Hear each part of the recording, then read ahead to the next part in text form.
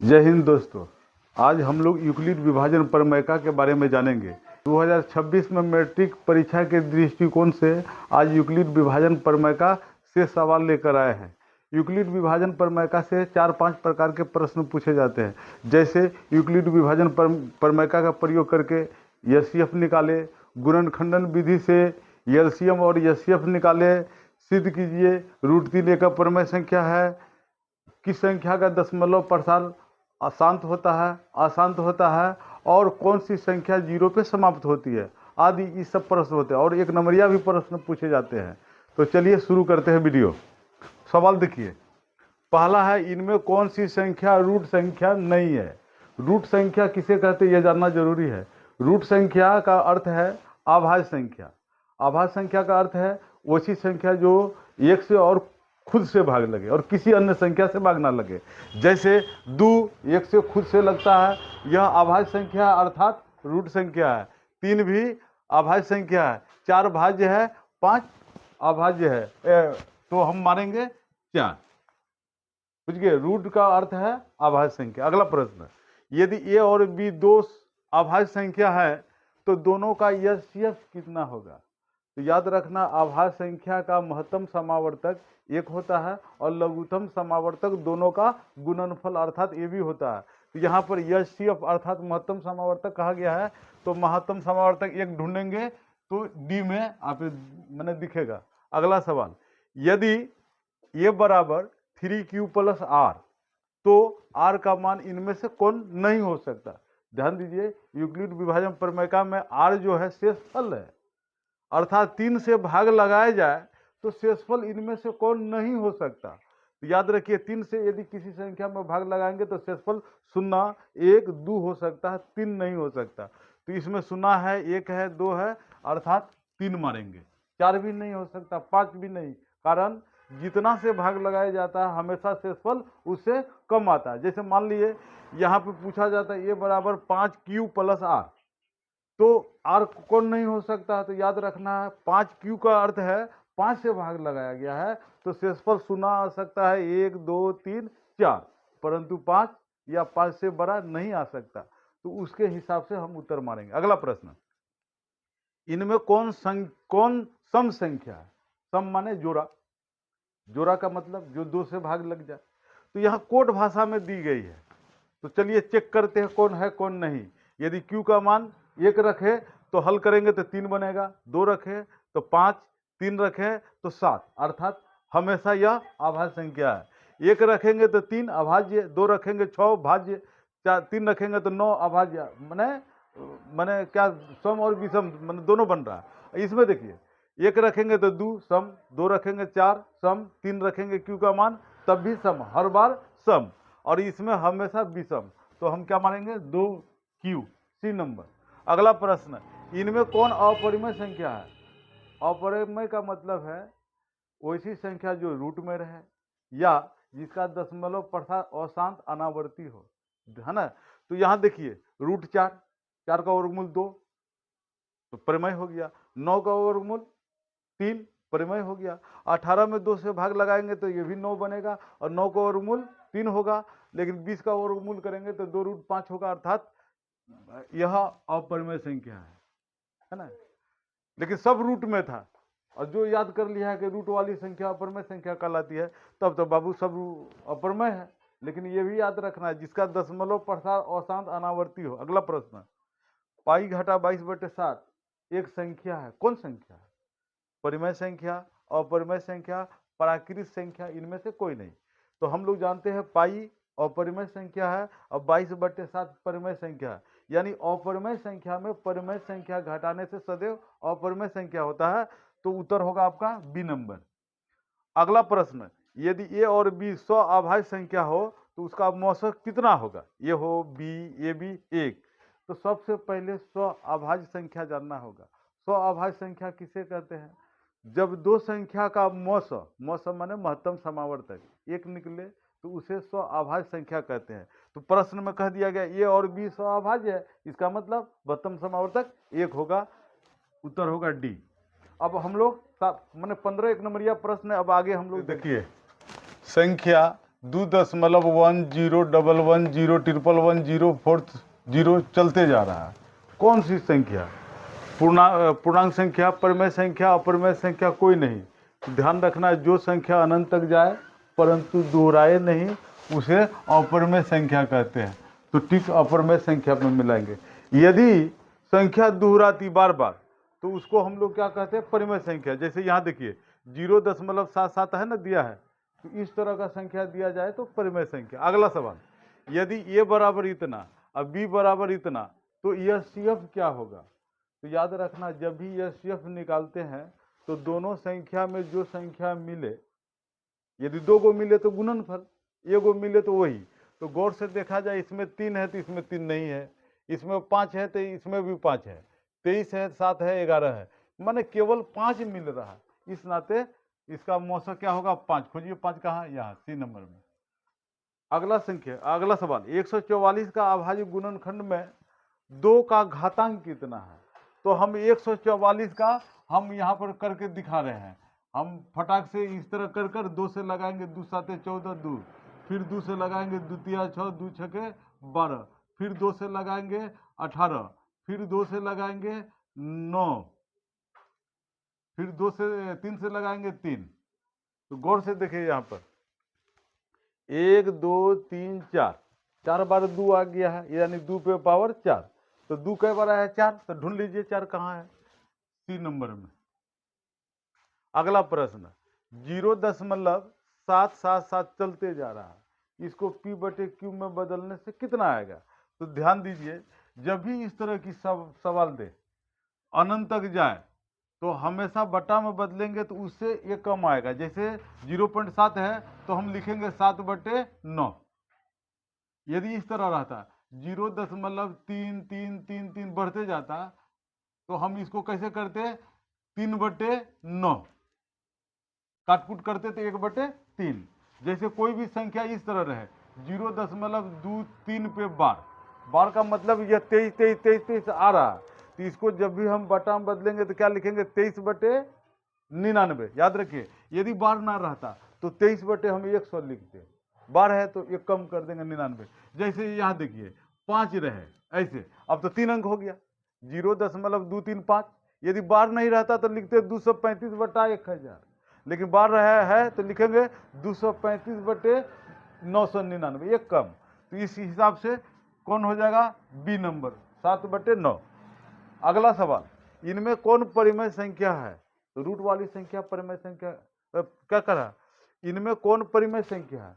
तो जो रूट में नहीं रहे, यदि रूट में रहे लेकिन हल करने पर रूट से बाहर हो जाए तो परिमेय। तो ये देखिए पाई, याद है, ये तो अपरिमेय है। 2 घटा रूट 3, एक परिमेय एक अपरिमेय, घटाने से फिर भी अपरिमेय। रूट 5 अपरिमेय, रूट 3 कट गया, 3/2 अर्थात D नंबर यही है परिमेय। चलिए अगला सवाल देखते हैं। 6, 8 और 22 का लॉसो और मौसो का अनुपात क्या होगा? तो इसको बनाने के लिए सबसे पहले लघुत्तम और महत्तम दोनों निकाल के फिर अनुपात निकालेंगे। तो 6, 8 और 22 देखते हैं।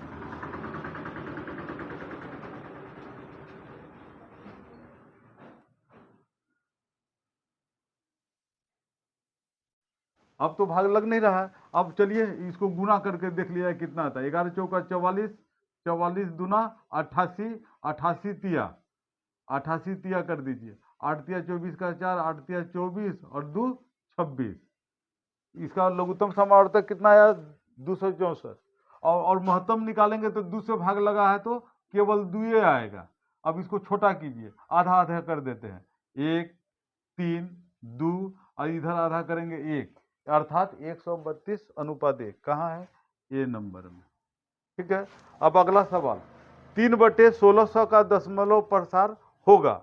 शांत अशांत दोनों, कोई नहीं। ध्यान दीजिए, शांत अशांत जानने के लिए भाग लगाने की जरूरत नहीं है। नीचे वाला जो है 1600, इसका अभाज्य गुणनखंड करेंगे। तो अभाज्य गुणनखंडन करेंगे तो यदि 2 पे पावर n, 2 पे पावर n गुना 5 पे पावर m के रूप में आ गया तो इसका दशमलव प्रसार शांत होगा। तो 1600 यानी 16 गुना 100, 16 का टुकड़ा माने 2 पे पावर 4, 100 का टुकड़ा 2 पे पावर 2 गुना 5 पे पावर 2, यानी सब मिला दे तो 2 पे पावर 6 और गुना 5 पे पावर 2, कहने का मतलब इस रूप में आ गया, तो आ गया तो शांत है। दो कर्मागत संख्या का यस्यफ कितना होता है? कर्मागत मैंने लगातार कोई भी संख्या लीजिए, 100 के आगे 101, 500 के आगे 501, 700 के आगे 701, 2 के आगे 3, कोई भी कर्मागत संख्या लेकर यदि उसका महत्तम समावर्तक निकाला जाए तो सदैव 1 आएगा। इस बात को याद रखना है, ये होगा। अब हम लॉन्ग प्रश्न की तरफ चल रहे हैं। देखिए परीक्षा में इसी में से आपका 2-3 प्रश्न आएंगे और बाहर से सवाल नहीं आएंगे। तो लॉन्ग प्रश्न में सबसे पहले है यूक्लिड विभाजन प्रमेय का, फिर गुणनखंडन विधि से यस्यफ एलसीएम सिद्ध कीजिए कि कोई भी धनात्मक संख्या इस रूप में होता है, फिर √3 एक अपरमेय संख्या है और दशमलव प्रसाद शांत अशांत है। 5 जाति का सवाल है और इससे हर बार परीक्षा में पूछा ही जाता है। तो ये 15 को जो बताया गया इसमें से कम 3 वो गारंटी परीक्षा में आएगा ही। अब हम लोग यूक्लिड की तरफ जा रहे हैं, लॉन्ग प्रश्न।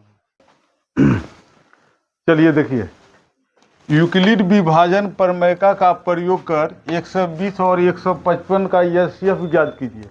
इस तरह का सवाल आते हैं। 5 जाति के सवाल में से पहला हम बता रहे हैं।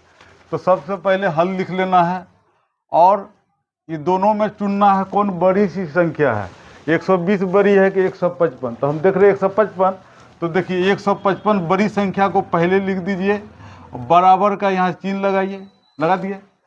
अब छोटी संख्या को लिखिए 120, लिख दिए। अब यहाँ गुना का चिन्ह लगाइए, माने 155 है, 120 दूना 240, ज़्यादा हो जाएगा तो हम समझ गए एक बार में लगेगा। तो 1 से गुना करेंगे 120 और जोड़ का चिन्ह, कितना 155 में 120 चल जाएगा, कितना होगा 5 का 5 और 5 में 2 चला गया आपका 3। यानी इस तरह बनाना है, गुना का चिन्ह और प्लस का चिन्ह, फिर बराबर उसके नीचे दे देना इस तरह से। और 120 को जो सट के है उसको टपा के ई पार कर देना है और 35 जो है यहाँ पे ला देना है। अब सोचना है और यहाँ जोड़ का चिन्ह, 35 में कितना से गुना करें 120 आए या उससे कम आए। तो देखिए 35 2 बार करेंगे तो 70 और 3 बार करेंगे 105 और 4 बार करेंगे तो 140, ज़्यादा हो जाएगा 120 है। तो हम क्या करेंगे 3 बार करेंगे, तो 35 दिया 105 और यहाँ 120 है, कितना बचेगा 15 बचेगा, 15 ई पार लिख देंगे। फिर यहाँ बराबर के सिधाई में बराबर दे देंगे, जैसे 120 यहाँ टपाए थे तो 35 को भी ई पार टपा देंगे, टप गया 35 और 15 को ला लेंगे 35 के स्थान पर, फिर गुना लिखेंगे और यहाँ जोड़। अब चलिए 35 में भाग लगाइए, 15 एका 15, 15 दूना 30, यानी 2 बार में 30 होता है। 30 35 में 30 चल गया, कितना बच गया 5। फिर उसी तरह बराबर दे देना है और 15 को ई पार टपा देना है, टप गया, और 5 को 15 का स्थान पे लाना है, फिर गुना यहाँ जोड़ देना है। चलिए 5 के पहाड़ा पर ये 15 है, तो 3 बार में देखते हैं 15 आ जाता, कुछ बचता नहीं है, यहाँ लिख देंगे 0। जब ये 0 आ गया तो मेरे हिसाब बन गया। अब यहाँ लिखेंगे अतः यचसीएफ बराबर, ये जो बराबर के बगल वाला है यचसीएफ बराबर 5 आंसर। यानी इस तरह इस विधि से निकालने को ही यूक्लिड विधि से मौसम निकालना कहलाता है। देख लिए, इस तरह और भी आप लोग प्रयास कीजिए, अपने से उदाहरण लीजिए, बनाइए, सीखिए, हैं, इस तरह करके बनाना है। अब अगला हिसाब देखते हैं, गुणनखंड विधि से यचसीएफ और एलसीएम कैसे निकलता है। तो चलिए बोर्ड को साफ करते हैं। फिर यहाँ 80, 120 और 150 का यचसीएफ और एलसीएम गुणनखंडन विधि से निकालना है। तो चलिए सबसे पहले हम लोग संख्या का अभाज्य गुणनखंड निकालेंगे इस प्रकार। पहले हल लिख देते हैं, लिखते हैं संख्या का अभाज्य गुणनखंड करने पर, चलिए संख्या का अभाज्य गुणनखंड करते हैं। 80 है, यहाँ 80 लिख दिए, और इस तरह आटा खींचकर 2 से लगाएंगे तो 40 बनेगा, फिर 2 से लगाएंगे 20, फिर 2 से लगाएंगे 10, फिर 2 से लगाएंगे 5 और नहीं लगेगा।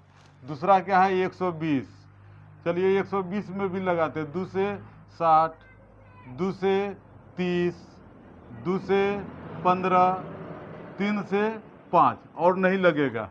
अब आगे चलिए, क्या है 150, फिर इस तरह से 2 से लगा दिया 75, 3 से लगा दिया तो 25 दिया 75, 5 से लगा दिया 5 और नहीं लगेगा। ठीक है, अब चलते हैं। तो 80 बराबर क्या प्राप्त हुआ हमें? तो 80 में देखते हैं 2 4 बार प्राप्त हुआ, 2 पे पावर 4 और गुना 5। चलिए 120 में देखते हैं क्या प्राप्त हुआ हमें। तो 2 पे पावर 3 प्राप्त हुआ, साथ में 3, साथ में 5। और 150 में हमें क्या प्राप्त हुआ? तो 2 गुना, बीच बीच में गाड़ी आ जाता है, तो 2 गुना 3 गुना 5 पे स्क्वायर हमें इस तरह से प्राप्त हुआ। अब आते हैं एचसीएफ। तो याद रखिए, एचसीएफ जब भी निकालते हैं तो तीनों में जो मिलेगा सबसे छोटा पावर लेते हैं। तो तीनों में देखते हैं 2 2 2 मिल रहा है, सबसे छोटा पावर इसमें कुछ नहीं है तो 1 है, तो 1 ले लिया। 3 2 गो में मिल रहा है, तीसरा में नहीं है, लेकिन 5 सब में मिल रहा है, तो मिल रहा है तो 5 छोटा पावर 1 है, 1 हल करेंगे तो आपको 10 प्राप्त होगा। चलिए अब हम लोग एलसीएम की तरफ चलते हैं। तो जो मिलता है सबसे बड़ा पावर लेते हैं। तो 2 मिल रहा है, तीनों में पावर 4 हो गया, और गुना 3 2 गो में मिल रहा है ले लिए, और 5 तीनों मिल रहा है, सबसे बड़ा पावर 2 ले लिए। अब इसको गुना करते हैं, ट्रिक लगाइए, 2 गो 2 ले लीजिए इधर से, 2 गो 2 गो शून्य बन गया, तो 2 दूना 4 तिया 12, 12 पे डबल शून्य, हमने ट्रिक लगा दिया। यही दोनों जो है आपका उत्तर होगा। अब तीसरा सवाल अगले क्लास में।